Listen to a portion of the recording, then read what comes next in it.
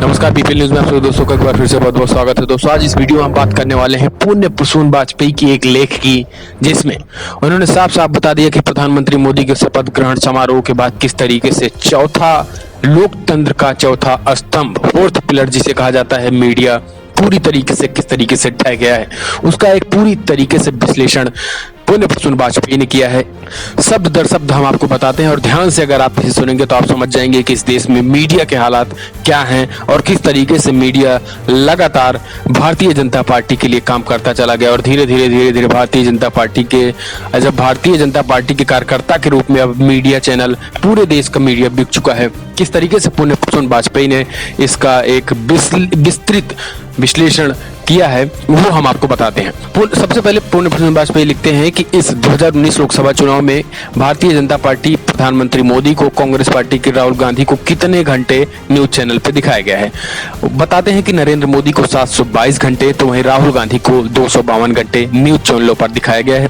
जिस दिन वोटिंग थी उस दिन एक खास न्यूज चैनल तो नरेंद्र मोदी की इंटरव्यू पूरी दिन दिखाता रहा। बॉलीवुड नायक अक्षय कुमार के साथ गैर राजनीतिक गुफ्तगू या फिर मोदी की धर्म यात्रा को ही बार बार न्यूज चैनलों ने दिखाया। मीडिया के मोदी निकोल होने पर या फिर मोदी मीडिया में तब्दील होने के यही किस्से कहे जा रहे हैं, तो कहीं ये तर्क गढ़े जा रहे हैं। लेकिन मीडिया को लेकर मोदी काल का सच दरअसल ये नहीं है। सच तो ये है कि 5 बरस के मोदी काल में धीरे धीरे भारत के राष्ट्रीय अखबारों और न्यूज चैनलों से रिपोर्टिंग गायब हो गई है। जनता से जुड़े मुद्दे न्यूज चैनलों में चलने बंद हो गए हैं, जो आम जन को एहसास कराते हैं कि उनकी बात को सरकार तक पहुंचाने के लिए मीडिया काम कर रहा है। और धीरे धीरे संवाद एक तरफा हो गया। जो मोदी सरकार ने कहा है उसे ही बताने या फिर उसका प्रचार करने में मीडिया लग जाता है। मीडिया ने अपनी भूमिका कैसे बदली या कहें मीडिया को बदलने के लिए किस तरह से सत्ता ने खास तौर से मीडिया पर किस तरह का ध्यान देना शुरू किया, या फिर सत्तानुकूल होते संपादक मालिकों की भूमिका ने धीरे धीरे लोकतंत्र के चौथे स्तंभ को ही खत्म कर दिया है। आगे पुण्य प्रसून वाजपेयी लिखते हैं कि यही हाल लोकतंत्र के बाकी 3 स्तंभ का भी रहा, लेकिन बाकी की स्वतंत्रता पर तो सत्ता की निगाह हमेशा से रही है और हर सत्ता ने अपने अनुकूल करने के कई कदम अलग तरीके से उठाए भी हैं, लेकिन मीडिया की भूमिका के दौर में बीच का रास्ता अपनाए रही है। आगे पुण्य प्रसून वाजपेयी लिखते हैं कि 2014 में मोदी की बम्प जीत के बाद भी मीडिया मोदी से सवाल कर रहा था। तब निशाने पर हारी हुई मनमोहन सरकार थी, कांग्रेस का भ्रष्टाचार था, घोटाले की फहरिस्त थी, पर मोदी को लेकर जागी उम्मीदों और लोगों का भरोसा कभी गुजरात दंगों की तरफ तो कभी वाइब्रेंट गुजरात की दिशा में ले जा रहा था। वही राज्य दर राज्य की राजनीति ने मोदी सत्ता ही नहीं बल्कि नरेंद्र मोदी से भी सवाल पूछने बंद नहीं किए थे। केंद्र में मनमोहन सत्ता को ढहने का असर महाराष्ट्र, हरियाणा, झारखंड की कांग्रेस की सत्ता पर भी पड़ा है। 2014 में 3 राज्य कांग्रेस गंवा दिए, या कहें सत्ता का असर फैलता तो बीजेपी तीनों जगह पर जीत गई। लेकिन 2015 में दिल्ली और बिहार 2 ऐसे राज्य उभरे जहां मोदी सत्ता ने पूरी ताकत झोंक दी थी, लेकिन उसे जीत नहीं मिली। और अगर उस दौर को याद किया जाए तो बिहार में जीत को लेकर आश्वस्त अमित शाह ने जब चुनाव खत्म होने के दिन 5 नवंबर को पूछा गया तो वो बोले कि 8 नवंबर को बोलूंगा, तब परिणाम आएंगे। और 8 नवंबर 2015 को जब बिहार चुनाव परिणाम आए तो उसके बाद अमित शाह ने खामोशी ओढ़ ली। और तब भी मीडिया न सिर्फ गुजरात दंगों को लेकर सवाल कर रहा था बल्कि संघ परिवार के बिहार में सक्रियता को लेकर सवाल कर रहा था, क्योंकि तब यही सवाल नीतीश, लालू दोनों अपने अपने तरीके से उछाल रहे थे। वैसे उस वक्त बिहार और गुजरात की जीडीपी से लेकर कृषि विकास दर तक को लेकर मीडिया सक्रिय रहा। रिपोर्टिंग आर्टिकल लिखे गए, मनरेगा के काम और न्यूनतम आय को लेकर रिपोर्टिंग हुई। इसी तरह दिल्ली चुनाव के वक्त यानी 2015 फरवरी में भी दिल्ली में शिक्षा, हेल्थ, प्रदूषण, गाड़ियों की भरमार सारी के मुद्दे बार बार उठाए गए। और शायद 2015 ही वो बरस रहा जिसमें मोदी सत्ता को भारतीय लोकतंत्र का वो ककहरा पढ़ा दिया गया जिसमें अक्स वे गुजरात नहीं समझ सका। और उसी के बाद यानी 2016 में मोदी सत्ता का टर्निंग पॉइंट शुरू होता है जब वो ऐसे मुद्दों पर बड़ा निर्णय लेती है जो समूचे देश भर को प्रभावित करे।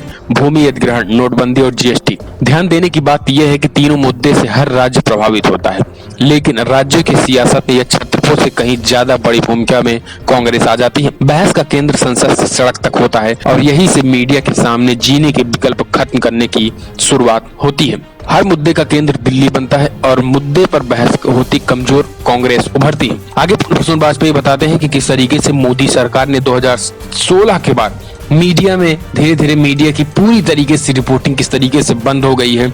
इस बात को पुण्य प्रसून वाजपेयी बड़े ही बारीक तरीके से बताते हैं। पूर्ण प्रसून वाजपेयी लिखते हैं कि न्यूज चैनलों ने गायब होती खबरों को उस बहस या स्टूडियो में चर्चा तले शोर को ढक दिया जो जब तक स्क्रीन पर चलती तभी तक उसकी उम्र होती। यानी ऐसी बहसों से कुछ निकल नहीं रहा था। चर्चा खत्म होती, फिर अगली चर्चा शुरू हो जाती और फिर किसी और मुद्दे पर चर्चा होती। सिवाय तमाम राजनीतिक दल के ये महसूस करने की उन्हें भी न्यूज चैनलों में अपनी बात कहने की जगह मिल रही है, लेकिन इस एहसास से सभी दूर होते चले गए कि हर राजनीतिक दल के जन सरोकार खत्म हो चले हैं और उसमें सबसे बड़ी भूमिका चाहे अनचाहे मीडिया की हो गई, क्योंकि जब मीडिया में रिपोर्टिंग बंद हो गई, जन सरोकार बचे ही नहीं, फिर किसी मीडिया हाउस को लेकर जनता के भीतर भी सवाल उठने लगे।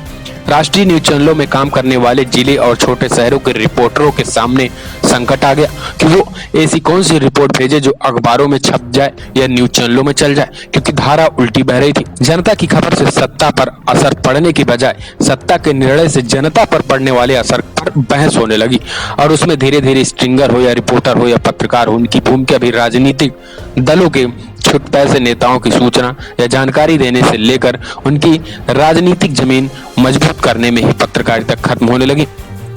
2016 में 2019 तक हिंदी पट्टी यानी यूपी, बिहार, झारखंड, छत्तीसगढ़, मध्य प्रदेश, राजस्थान, पंजाब, उत्तराखंड के करीब 5000 से ज्यादा पत्रकार अलग अलग पार्टियों के नेताओं के लिए काम करने लगे।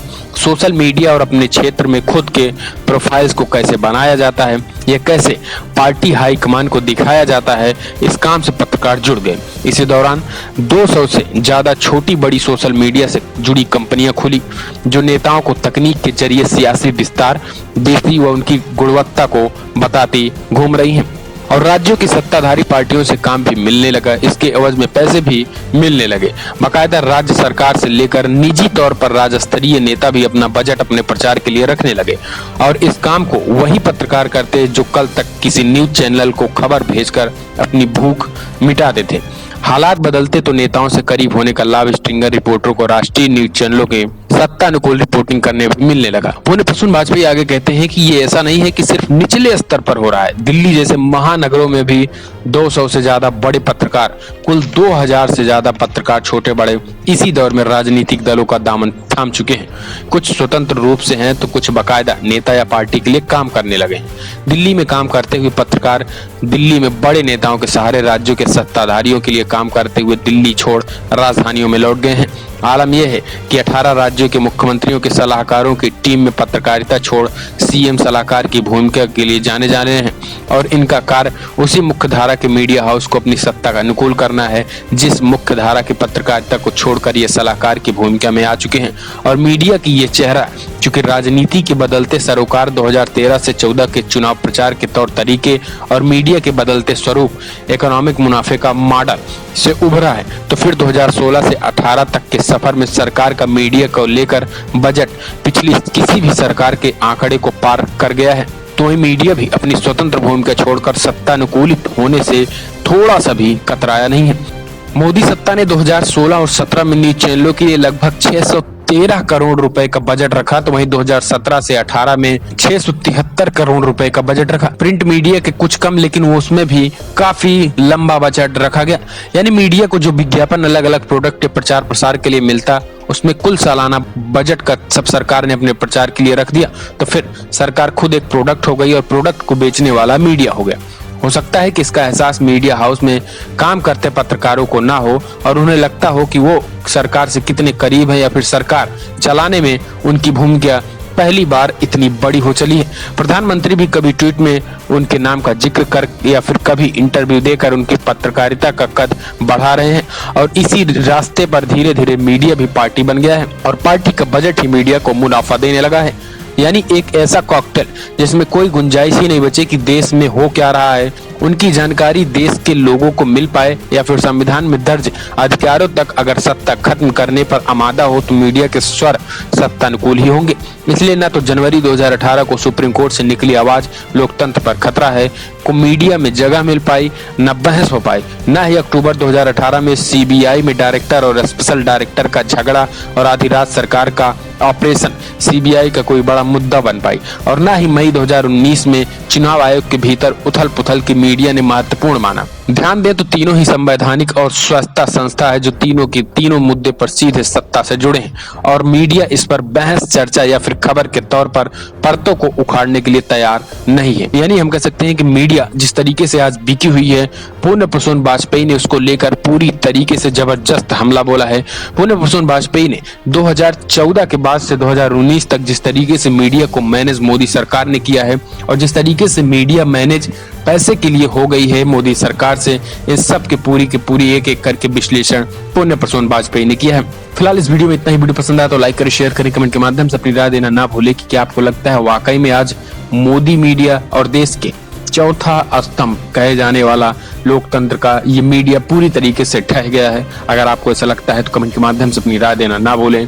इस वीडियो को दिल से लाइक करें। अगर आपको वीडियो पसंद आया तो दोस्तों के साथ भी शेयर करें। चैनल को सब्सक्राइब करना ना भूलें।